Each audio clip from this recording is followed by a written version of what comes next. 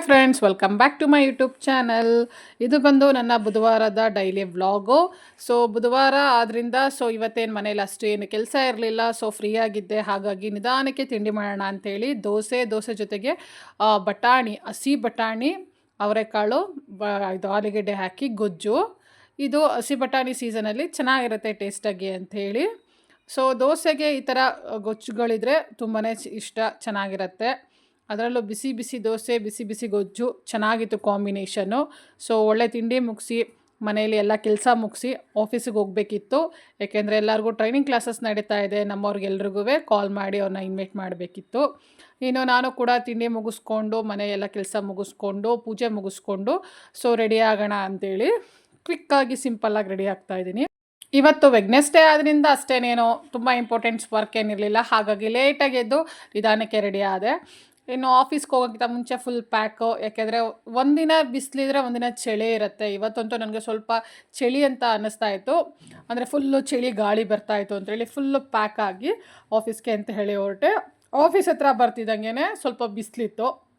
ಸರಿ ಅಂತೇಳಿ ಇನ್ನು ಬಂದೆ. ಇನ್ನು ಟ್ರೈನಿಂಗ್ ಕ್ಲಾಸಸ್ಸು ಬರೋರು ಎಲ್ರಿಗೂ ಫಾಲೋ ಅಪ್ ಮಾಡಿದೆ. ಬರೋರೆಲ್ಲ ಬರ್ತಾಯಿದ್ದೀನಿ ಅಂದರು. ಎಲ್ಲರಿಗೂ ಕಾಲ್ ಮಾಡಾದ್ಮೇಲೆ ಬ್ಯಾಂಕಲ್ಲಿ ಕೆಲಸ ಇತ್ತು ಅಂತೇಳಿ ಬ್ಯಾಂಕಿಗೆ ಬಂದು ಮತ್ತೆ ಆಫೀಸಿಗೆ ಬಂದೆ. ಆಫೀಸಿಗೆ ಬಂದಾಗ ನಮ್ಮ ಒಬ್ಬರು ಕೊಲಿಂಗು ಅಳಸ್ಲೇಣ ತಂದಿದ್ದರು. ಇದು ಅವರ ಊರಲ್ಲಿ ಬೆಳೆದಿದ್ದಂತಹ ಅಳಸ್ಲೇಣಂತೆ. ನೋಡೋದಕ್ಕೆ ಚಿಕ್ಕದಾಗಿತ್ತು, ಬಟ್ ಟೇಸ್ಟ್ ಅಂತೂ ಸಖತ್ತಾಗಿತ್ತು. ಇನ್ನು ಎಲ್ಲ ಕೆಲಸಗಳು ಮುಗಿಸ್ಕೊಂಡು ಮಧ್ಯಾಹ್ನ ಊಟಕ್ಕೆ ಅಂತೇಳಿ ಇದು ಬಂದು ಸುಪ್ರಿಯಾ ಮಿಸ್ ಅಂತೇಳಿ. ಈ ಮೆಸ್ಸಲ್ಲಿ ತುಂಬಾ ಚೆನ್ನಾಗಿರುತ್ತೆ ನಾನ್ ವೆಜ್ಜು. ಅದರಲ್ಲೂ ಈ ಫ್ರೈಡೇ ಮತ್ತು ಸಂಡೇ ತುಂಬಾ ರಶ್ ಇರುತ್ತೆ, ನಿಂತ್ಕೊಳ್ಳೋದಕ್ಕಾಗಲ್ಲ. ಬಟ್ ಇವತ್ತು ವೆಡ್ನೆಸ್ಡೇ ಅದರಿಂದ ಅಷ್ಟು ರಶ್ ಇರಲಿಲ್ಲ.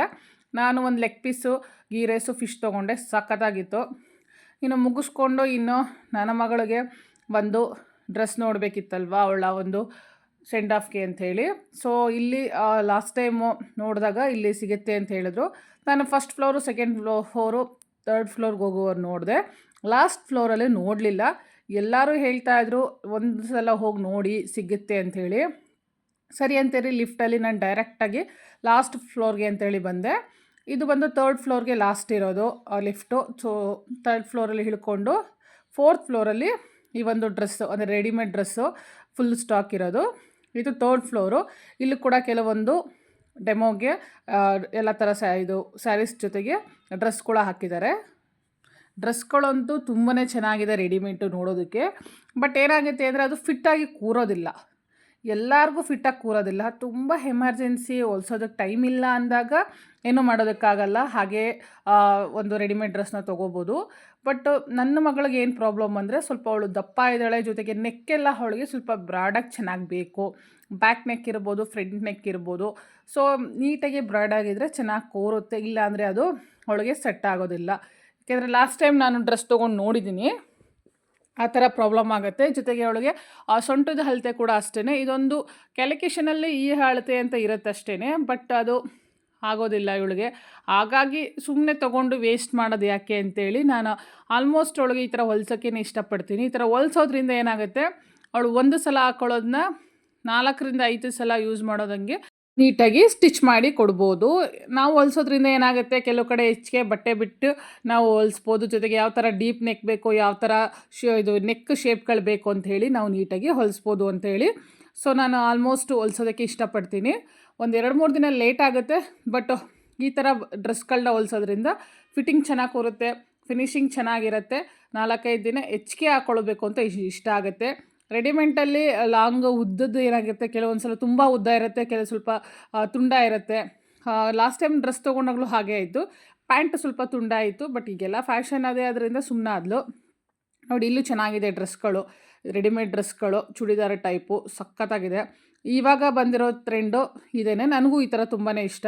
ಇದು ಲಾಸ್ಟ್ ನಾನು ಸ್ಕೂಲ್ ಲೆವೆಲಲ್ಲಿದ್ದಾಗ ಈ ಥರ ಡ್ರೆಸ್ ಬಂದಿತ್ತು. ಅವಾಗೆಲ್ಲ ನಾವು ಸೇಮ್ ಇದೇ ಥರ ಯೂಸ್ ಮಾಡ್ತಾಯಿದ್ವಿ. ನೋಡಿ ಇವಾಗ ಮತ್ತೆ ಅದೇ ಡ್ರೆಸ್ಗಳೆಲ್ಲ ಬಂದಿದೆ, ಕಲರಾಗಿ ಸಖತ್ತಾಗಿದೆ. ಇದು 4th floor, full dress, readymade ಡ್ರೆಸ್ಸೇ ಇರುವಂಥದ್ದು. 3rd ಫ್ಲೋರಲ್ಲಿ ಹೋಗಿದ್ನಲ್ಲ ಅಂತೇಳಿ ಒಂದು ರೌಂಡ್ ನೋಡ್ಕೊಬಂದೆ. ಸ್ಯಾರೀಸ್ ಎಲ್ಲ ಚೆನ್ನಾಗಿತ್ತು, ತುಂಬ ಜನ ಸ್ಯಾರೀಸ್ ತೊಗೊಳ್ತಾಯಿದ್ರು. ಇಲ್ಲಂತೂ ಸೀಸನ್ ಅಂತಲೇ ಏನಿರಲ್ಲ, ಯಾವಾಗ ಬೇಕಾದರೂ ಬಂದು ತೊಗೋತಾನೆ ಇರ್ತಾರೆ. ನೋಡಿ ಇಲ್ಲಿ ರೆಡಿಮೇಡ್ ಸ್ಯಾರೀಸು ನಾನು ನೋಡಬೇಕು ಅಂತ ಅಂದ್ಕೊಂಡಿದ್ದು. ಸಿಕ್ತು.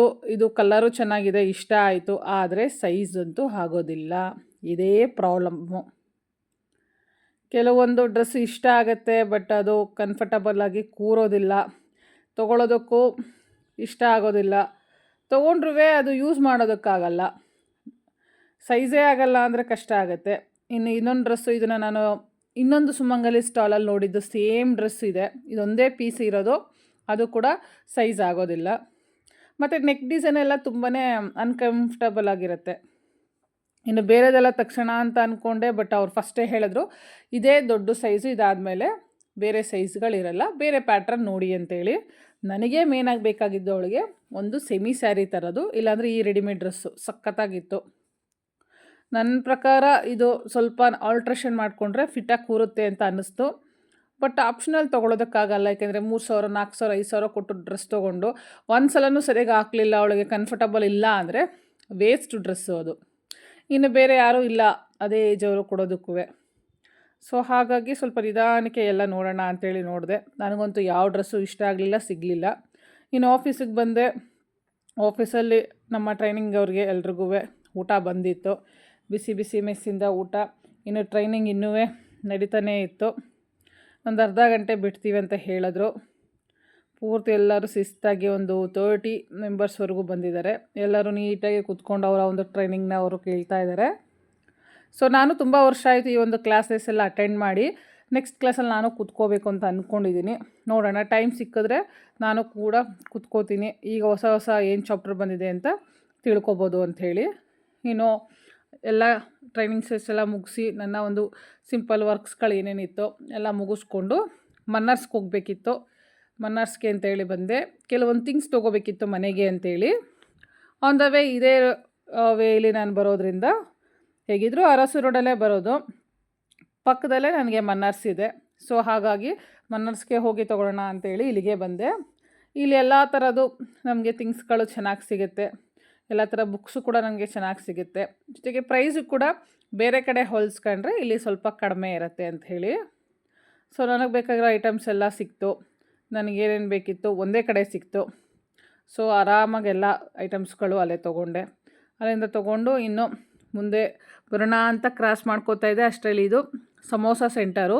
ಇಲ್ಲಿ ಸಾಮಾನ್ಯವಾಗಿ ನಾನು ಈವ್ನಿಂಗ್ ಒಂದು 6-7 o'clock ಅಷ್ಟು ಟೈಮಲ್ಲಿ ಇಲ್ಲಿ ಬಂದು ಸಮೋಸ ಮಸಾಲೆ ಪುರಿ ತಿಂದಿದ್ದೀನಿ. ಕಚೋರಿ, ಸಮೋಸ ಮಸಾಲೆ ತುಂಬಾ ಚೆನ್ನಾಗಿರುತ್ತೆ. ಬಟ್ ಇದು 4 ಗಂಟೆ ಟೈಮು. ಸೊ ಅವಾಗ ತಾನೇ ಬಂದು ಓಪನ್ ಮಾಡ್ತಾ ಇದ್ದಾರೆ. ಇನ್ನೂ ಏನು ರೆಡಿಯಾಗಿರಲಿಲ್ಲ. ಹಾಗಾಗಿ ಜಾಮೂನ್ ತೊಗೊಬಂದೆ ತಿಂದೆ.